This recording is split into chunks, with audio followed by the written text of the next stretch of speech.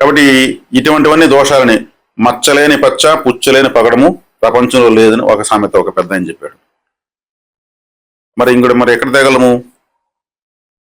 పగడంలో పచ్చ పగడం ఉంది, రెడ్ పగడం ఉంది, వైట్ పగడం ఉంది.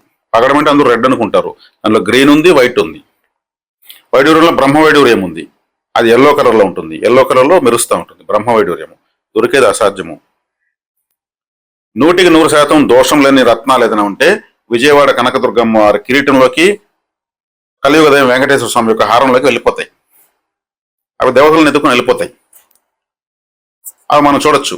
ఆ రత్న దర్శనం చేసుకోవాలంటే వాళ్ళ యొక్క ఉత్సవాల్లో వెళ్ళినామంటే స్వామివారి అలంకారంతో అత్యద్భుతమైనటువంటి వెలకట్టలేని కోట్ల రూపాయల విలువ చేసేటువంటి వందల వేల కోట్ల రూపాయలు విలువ చేసిన వజ్రాలు, డైమండ్లు అన్నీ కూడా వాళ్ళు అలంకరించుకొని వస్తూ ఉంటారు. వాళ్ళు దేవదేవులు. మన దగ్గరికి వస్తాయి అంత గొప్ప రాళ్ళు.